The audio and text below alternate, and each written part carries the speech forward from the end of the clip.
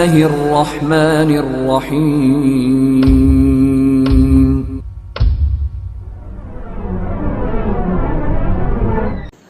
محترم حضرات، انسان کے اندر جس طرح سے کچھ جسمانی بیماریاں ہوتی ہیں، اسی طرح سے انسان کے اندر کچھ روحانی بیماریاں بھی پائی جاتی ہیں. بہت ساری روحانی بیماریاں جیسے حسد ہے، بغض ہے، کسی سے نفرت رکھنا، قطع تعلق ہے. ان تمام بیماریوں میں ایک بیماری پائی جاتی ہے جس کو تکبر کہتے ہیں، کبر و غرور کہتے ہیں. کبر و غرور کی حقیقت یہ ہے کہ انسان کے اندر جب کوئی وصف پایا جائے تو اس کا خیال اس کے اندر پیدا ہوتا ہے.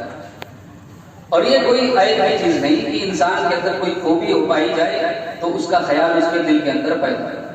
لیکن جب یہ خیال اتنا زیادہ بڑھ جائے کہ انسان اپنے آپ کو بڑا سمجھنے لگے اور لوگوں کو حقیر سمجھنے لگے اور حق بات کا انکار کر دے اور اپنی بات کو سب سے بہترین بات تسلیم کرے، تو اسی چیز کے اظہار کو تکبر کہتے ہیں.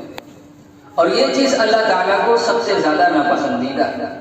یہ وجہ ہے اللہ کے رسول صلی اللہ علیہ وسلم نے حدیث کے اندر ارشاد فرمایا، لا يدخل الجنۃ من كان في قلبه مثقال ذرة من کبر.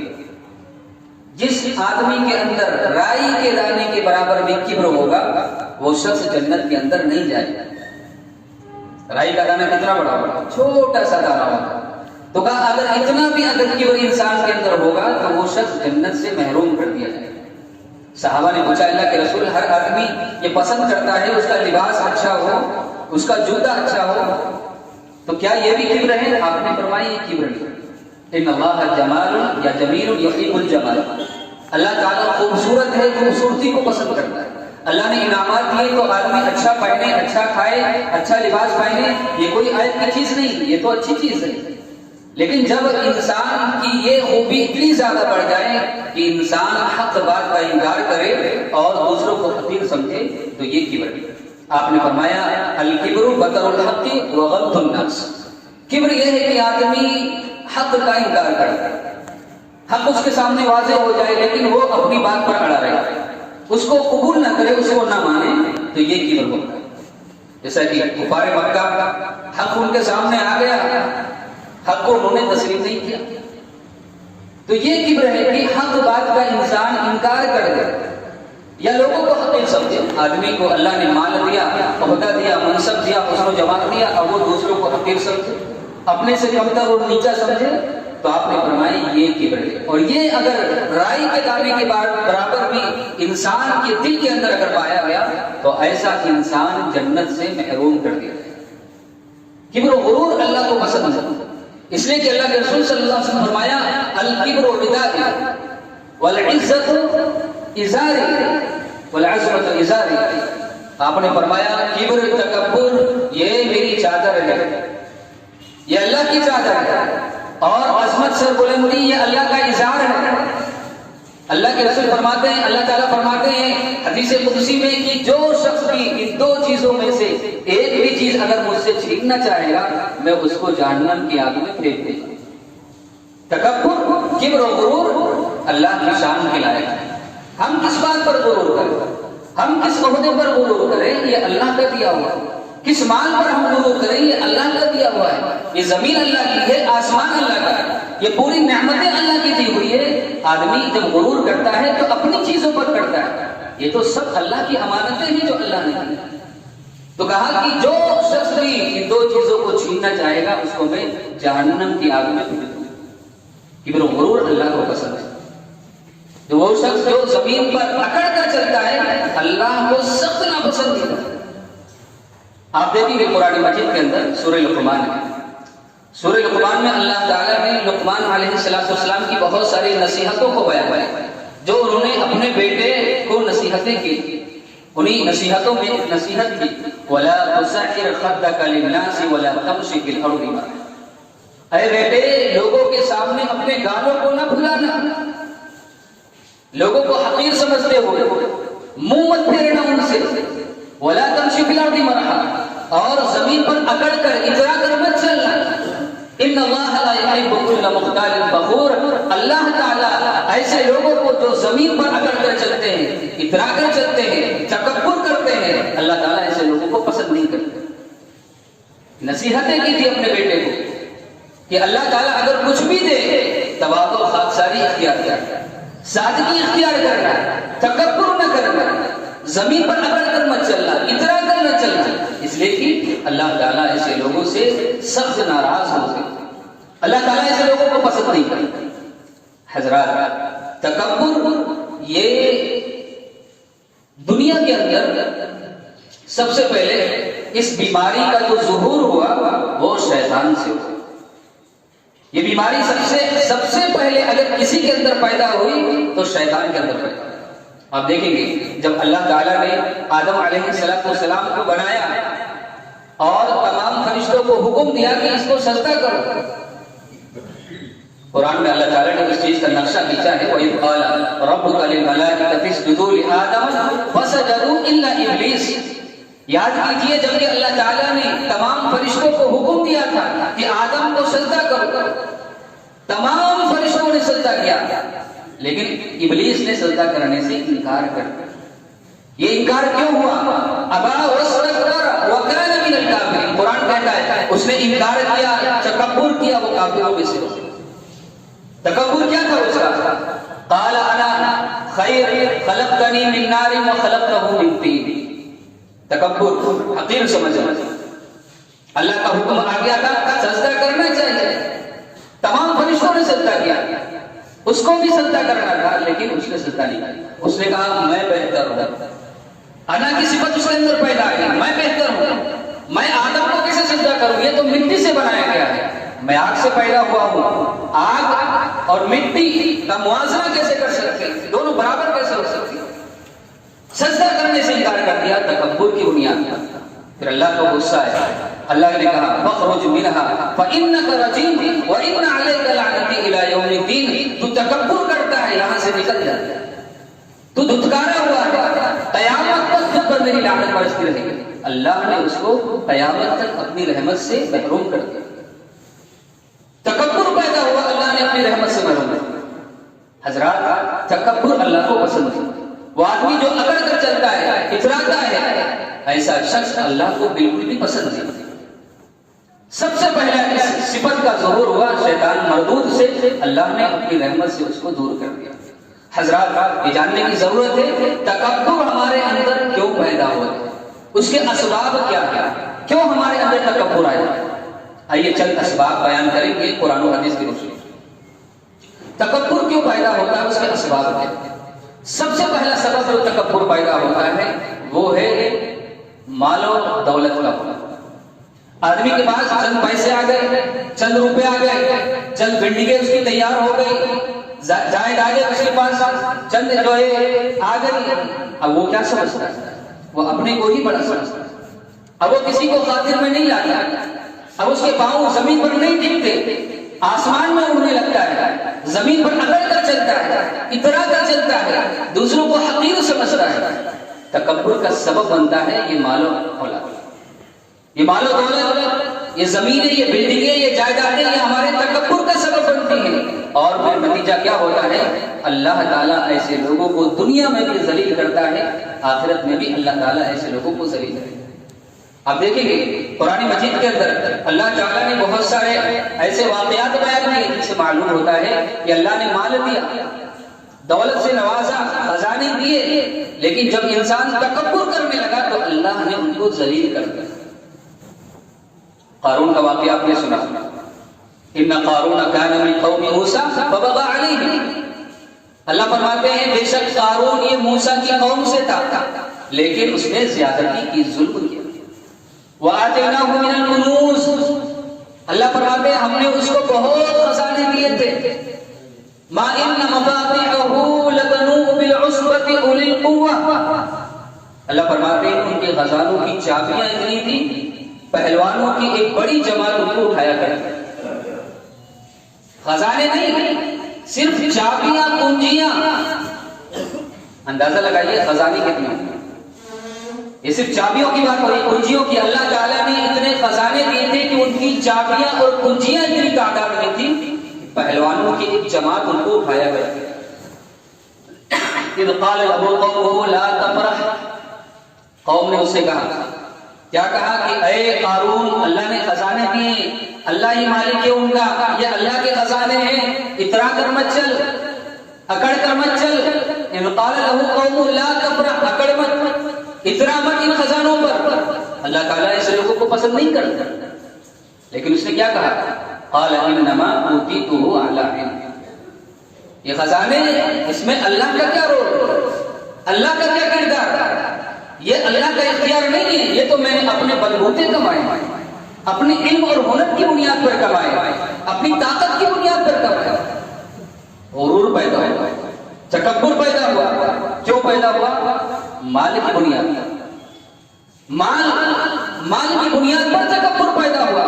پھر کیا ہوا؟ اللہ فرماتے ہیں فخسفنا بہ وبدارہ الارض، ہم نے زمین میں اس کو دھسا دیا، زمین میں دھسا دیا، اور صرف اس کو نہیں، وبدارہ الارض، اس کا محل، اس کا خزانہ، سب کچھ ہم نے زمین میں دھسا دیا۔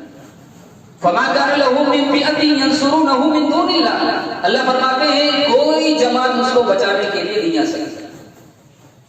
دنیا میں ہوتا ہے نا، جب کسی پر حملہ ہوتا ہے، وار ہوتا ہے، تو لوگ جو اس کے قریبی ہوتے ہیں آتے بچانے کے لیے، اس کا بچاؤ کرتے ہیں۔ اللہ فرماتے ہیں ہمارا عذاب ایسا آیا کہ اس کو بچانے کے لیے کوئی نہیں آ سکتا، کوئی نہیں بچا سکا اس کو۔ تکبر اللہ کو پسند ہے۔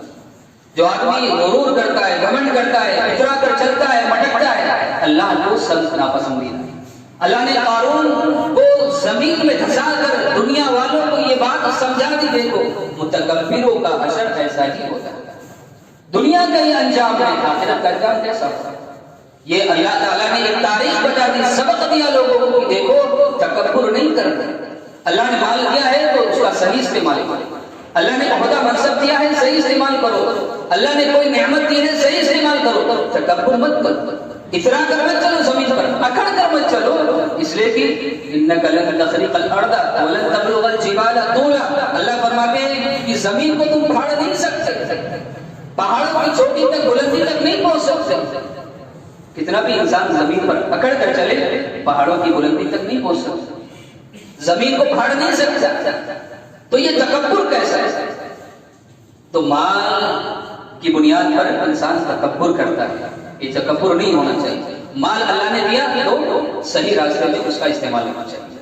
حضرات آپ دیکھیں گے تکبر کا جو دوسرا سبب ہے وہ ہے عہدہ اور منصب، اختیار مل جائے، اقتدار مل جائے، عہدہ اور منصب مل جائے، آدمی کو اگر سرپنچ بنا دیا جائے، پردھان بنا دیا جائے، وزیر اعظم بن جائے، تو کیا ہوتا ہے؟ اب وہ لوگوں کو نہیں سمجھتا، اس کے پاؤں زمین سے اوپر چلتے ہیں، اب اس کے اندر تکبر پیدا ہو جاتا ہے۔ یہ تکبر کہاں سے آیا؟ یہ عہدہ اور منصب کیوں نہیں آتا؟ ایسے لوگوں کو بھی اللہ ذلیل کر دیتا ہے۔ قرآن میں بھی اللہ تعالیٰ نے ایسے واقعات بیان کیے۔ نمرود کا واقعہ آپ نے سنا ہوگا، وزیر اعظم تھا، بادشاہ تھا، اتنا بڑا بادشاہ جو لوگوں سے کہتا تھا کہ مجھ کو سجدہ کرو، میں رب ہوں۔ اور جب ابراہیم علیہ السلام سے اس کا جب مناظرہ ہوا، اور جب ابراہیم علیہ السلام نے دلیلیں پیش کی، کہا میرا رب وہ ہے جو مارتا ہے جلاتا ہے، ربی الذی یحیی و یمیت، میرا رب وہ ہے جو مارتا بھی ہے زندہ بھی کرتا ہے۔ تو اس نے بھی کہا کہ میں بھی مارتا ہوں زندہ کرتا ہوں۔ ایک شخص کو بلایا، اس کو مار دیا، اور ایک شخص کو اس کو زندہ چھوڑ دیا، کہا کہ دیکھو میں نے بھی زندہ کیا، میں نے بھی مار دیا۔ دعویٰ کیا، کیا دعویٰ تھا؟ کہ میں رب ہوں، میں ہی سب کچھ ہوں۔ پھر کیا ہوا؟ ابراہیم علیہ السلام نے کہا میرا رب وہ ہے جو سورج کو مشرق سے نکالتا ہے مغرب کو ڈبو دیتا ہے۔ اگر تو کہتا ہے تو بھی رب ہے، تو بھی بھگوان ہے، تو ایشور ہے، تو خدا ہے، تو ٹھیک ہے، اس سورج کو مغرب سے نکال کر دکھا، مشرق میں ڈبو کر دکھا۔ وَبُهِتَ الَّذِي كَفَرَ، پر شرمندہ ہو گیا، لوگوں کے سامنے ذلیل ہو گیا، رسوا ہو گیا، کیونکہ وہ یہ کام نہیں کر سکتا۔ حضرات عہدہ منصب ملا، تکبر کیا، پھر کیا ہوا؟ اللہ تعالیٰ نے اس کو اتنا ذلیل کیا، اتنا ذلیل کیا، جو شخص یہ کہتا تھا کہ میں سب سے بڑا ہوں، جو یہ کہتا تھا کہ میں وزیر اعظم ہوں، میں بادشاہ ہوں، مجھ کو سجدہ کرو، میرے سامنے جھکو، اللہ کی ایک چھوٹی سی مخلوق اللہ نے اس کو مارنے کے لیے کوئی عذاب نہیں بھیجا آسمان سے، فرشتوں کا نزول نہیں کیا اللہ تعالیٰ نے، اللہ تعالیٰ نے زمین کو حکم نہیں دیا، آسمان کو حکم نہیں دیا کہ پتھر برساؤ، بارشیں برساؤ۔ اللہ نے ایک چھوٹی سی مخلوق، ایک مچھر کو حکم دے کہ جاؤ اس کو ہلا دیا۔ مچھر آیا، ناک میں سے گھسا، نکنے میں گیا، دماغ میں گیا اور اس کو پاگل کر کے کہا جاتا ہے 4 سال تک وہ اس کے ناک میں دماغ میں گھسا رہا اور اس کو پریشان کرتا رہا، اتنا پریشان کیا کہ اس پریشانی کے عالم میں وہ دنیا سے چلا گیا۔ حضرات، متکبروں کا انجام، تکبر کرنے والوں کا انجام، وہ آدمی تھا یہ جو وزیر اعظم تھا، بادشاہ تھا، انجام کیا ہو رہا ہے کہ ایک چھوٹی سی مخلوق کے ذریعے سے اللہ نے اس کو ہلا دیا۔ کس بات پر غرور، کس بات پر گھمنڈ؟ اللہ کا دیا ہوا ایسا، اللہ اس کا مالک ہے، یہ اللہ کی سارے اللہ کی نعمتیں ہیں جو ہم آپ استعمال کر رہے ہیں، یہ ضرورت کے تحت یہ ساری چیزیں اللہ تعالیٰ نے ہم کو دی، لہذا عہدہ منصب بھی ملے تو اس کا غلط استعمال نہ کیا۔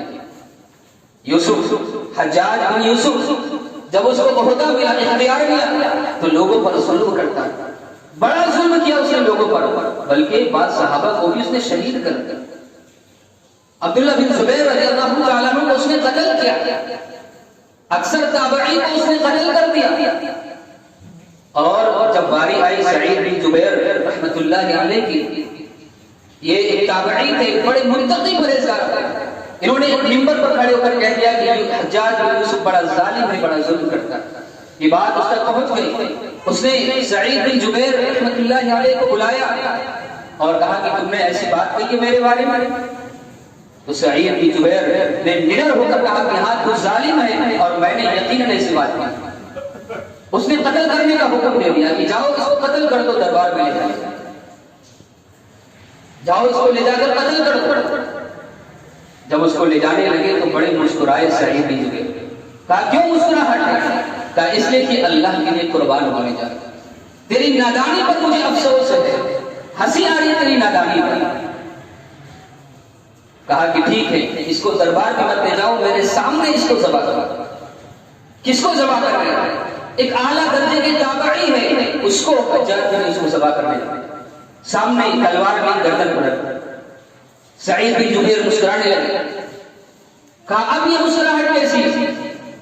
کہا مسکرا اس لیے رہا ہوں کہ میرا چہرہ یہ کعبے کی طرف، چہرہ میں کعبے کی طرف کر کے مسکرا رہا ہوں کہ اللہ کی راہ میں قربان ہو رہا ہوں، چہرہ کعبے کی طرف ہے، اللہ کے سامنے جاؤں گا تو کہوں گا اللہ تیری راہ میں قربان ہو کر۔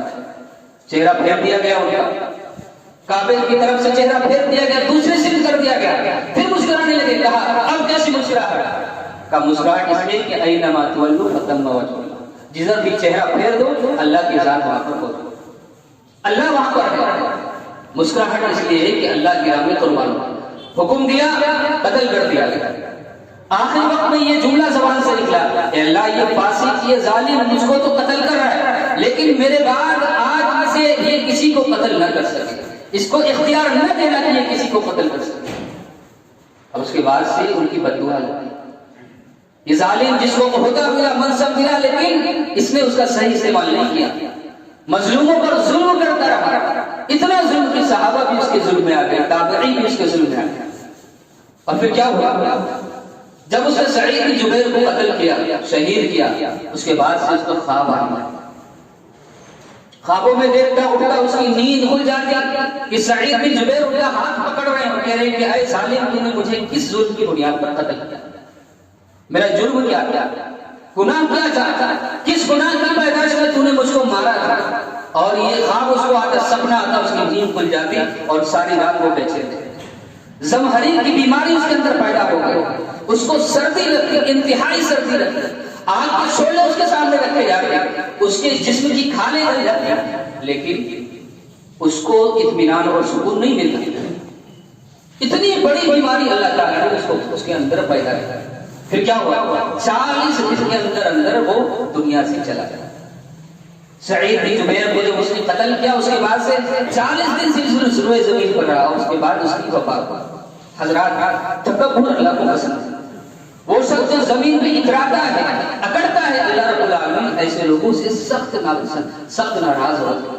اللہ تعالیٰ ایسے لوگوں کو پسند نہیں کرتے. وَلَا تَمْشِوا فِي الْأَرْضِ مَرَحًا إِنَّ اللَّهَ لَا يُحِبُّ كُلَّ مُخْتَالٍ فَخُورٍ. اکڑ کر مت چلو، اتراؤ مت. اللہ تعالیٰ ایسے لوگوں کو پسند نہیں کرتے. تو منصب کا عہدہ یہ بھی ہمارے تکبر کا ایک سبب بنتا ہے. لہذا جب کسی کو عہدہ ملے، منصب ملے، تو اللہ کی راہ میں صحیح طریقے سے اس کا استعمال کرنا چاہیے. حضرات، ایک اور سبب جو تکبر کا بنتا ہے وہ ہے حسن و جمال. آدمی کو اللہ تعالیٰ نے خوبصورت بنا دیا، رنگ و رونق سے نواز دیا، تو اب وہ دوسرے لوگوں کو بدصورتوں پر طنز کرتا ہے، مسکراتا ہے، حقیر سمجھتا ہے اور طرح طرح کے نام سے، القاب سے اس کو پکارتا ہے. یہ چیز ہمارے تکبر کا سبب بنتی ہے. دوسرے لوگوں پر وہ تکبر کرتا ہے. قرآن میں اللہ تعالیٰ نے اس چیز کو ذکر کیا، یا ایھا الذین آمنوا لا یسخر قوم من قوم عسى ان یکونوا خیرا منهم. اے وہ لوگوں جو ایمان لائے ہو، تم میں سے کوئی بھی شخص کسی دوسرے پر نہ ہنسے، مسکرائے نہ، مذاق نہ اڑائے. عسى ان یکونوا خیرا منهم، قریب ہے کہ آپ جس کا مذاق اڑا رہے ہیں وہ آپ سے بہتر ہو. ولا نساء من نساء عسى ان يكن خيرا منهم، اور فرمایا کہ کوئی عورت بھی کسی عورت کا مذاق نہ اڑائے. قریب ہے کہ جس کا مذاق اڑا رہی ہے وہ اس سے بہتر ہو. مذاق اڑانے سے کسی کا منع کیا گیا. اس لیے کہ آدمی مذاق کیوں اڑاتا ہے؟ اس لیے کہ اس کو حقیق سمجھتا ہے، اس کو ذلیل سمجھتا ہے، اس کو نیچا سمجھتا ہے، اپنے کو اونچا سمجھتا ہے، مذاق اڑاتا ہے، تکبر کرتا ہے، اور یہ چیز اللہ تعالیٰ کو پسند ہے. اللہ کے رسول صلی اللہ علیہ وسلم کی بیوی اما عائشہ رضی اللہ تعالی عنہا، جب انہوں نے صفیہ رضی اللہ تعالی عنہ پر طنز کسا اور کہا، کیا کہا تھا؟ چھوٹے قد والے، درمیانی قد والے تھے، تو اللہ کے رسول ناراض ہو گئے. کہنے لگے، عائشہ تم نے ایسی بات کہہ دی ہے، اگر سمندر کے پانی میں بھی ملا دیا جائے تو اس کا رنگ اور اس کا ذائقہ بھی تبدیل ہو جائے. اتنی بڑی بات تم نے ان کے بارے میں کی ہے.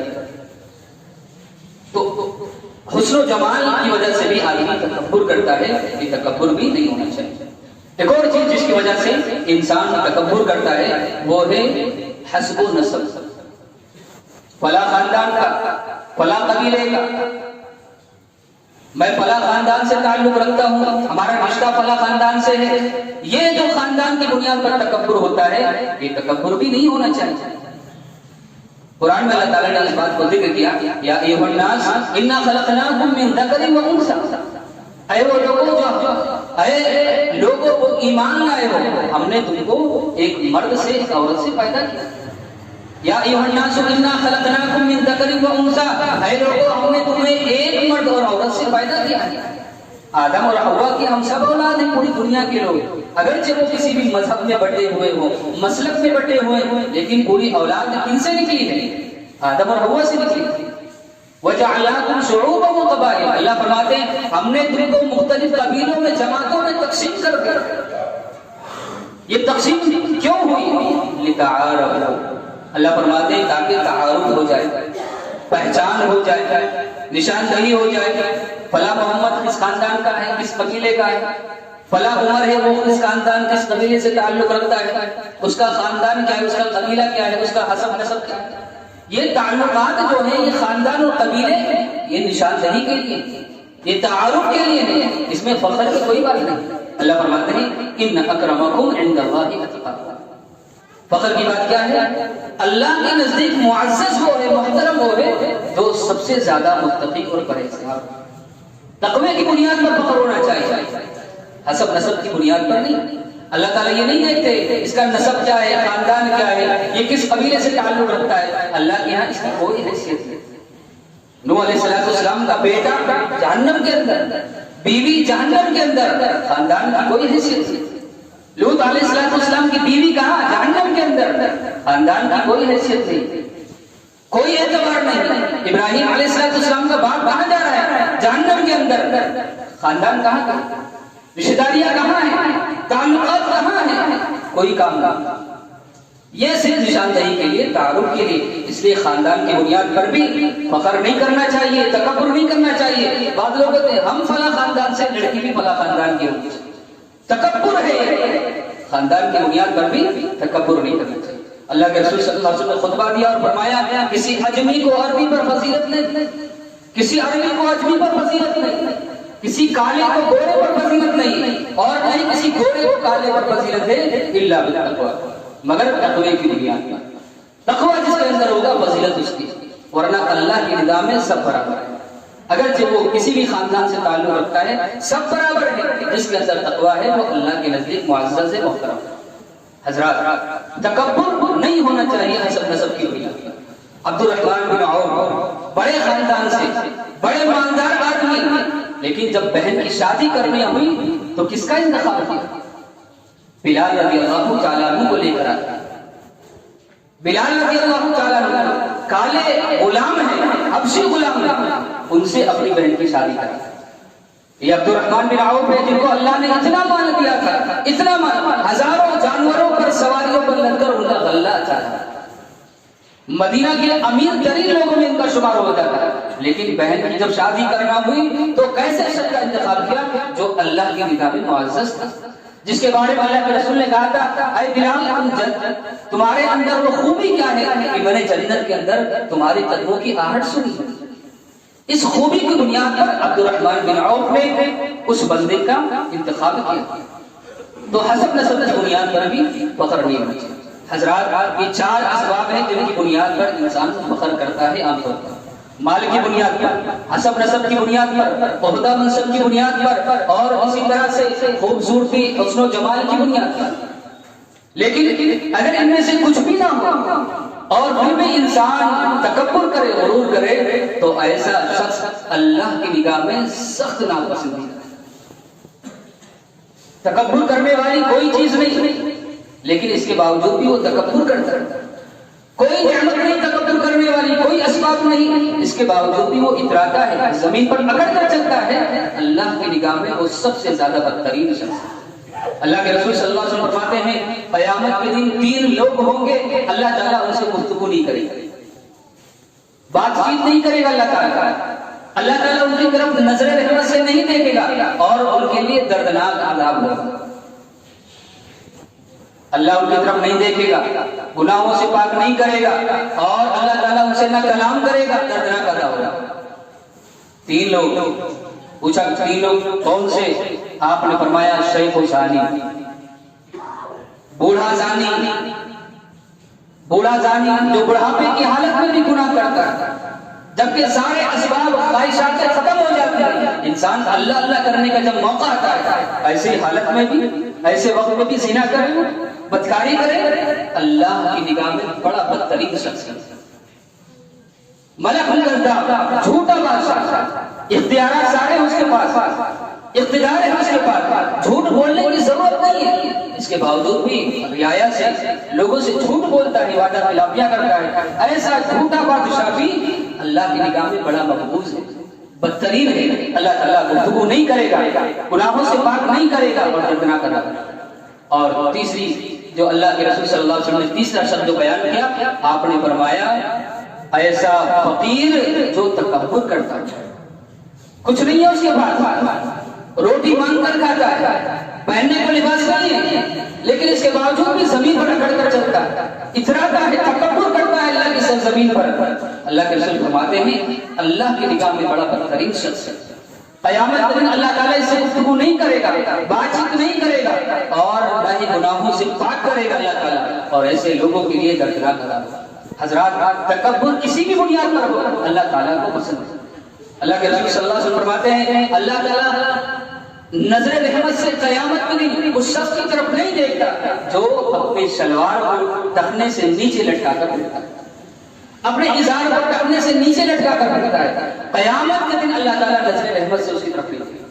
بتائیے کتنے لوگ ہمارے پاس، کتنے لوگ ہیں جن کی شلواریں، جن کے پیجامے ٹخنوں سے نیچے لٹکے ہوئے نظر آتے ہیں، نماز میں آتے اوپر کر لیتے، نماز سے باہر نکلے نیچے ہو جاتے ہیں۔ اللہ فرماتے ہیں نظر رحمت سے اللہ تعالیٰ قیامت میں ان کی طرف نہیں دیکھتے۔ جنہوں نے تکبر کی بنیاد پر لوگوں کو دکھانے کے لیے، خوش کرنے کے لیے یہ پیجامہ، یہ شلوار، یہ پینٹ ٹخنوں سے نیچے لٹکائے، اور ایک حدیث میں آتا ہے وہ حصہ ان کا جہنم کے اندر چلے گا۔ تکبر اللہ کو پسند نہیں۔ اللہ کے رسول صلی اللہ علیہ وسلم فرمایا پچھلے زمانے میں ایک شخص تھا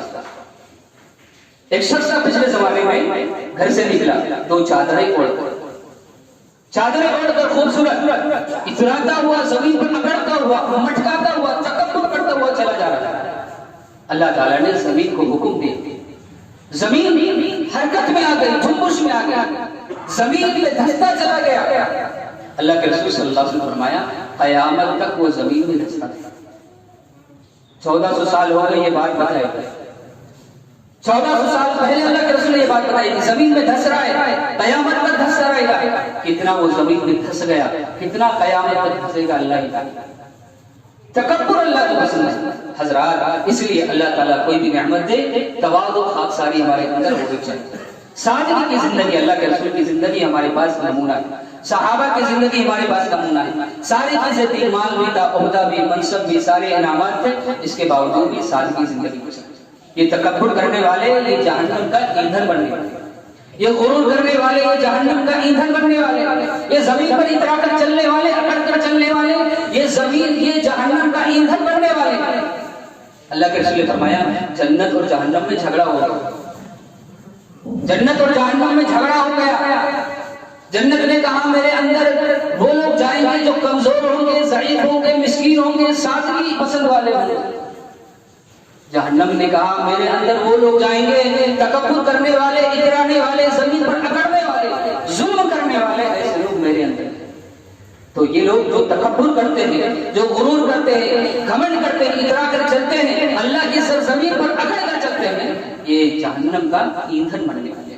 اللہ تعالیٰ سے دعا ہے اللہ تعالیٰ ہمیں تکبر سے بچائے, سادگی کی زندگی گزارنے کی توفیق عطا فرمائے. آمین. بارک اللہ لنا ولکم فی القرآن العظیم ونفعني وإياكم بالآیات والذکر الحکیم انہ تعالی جواد.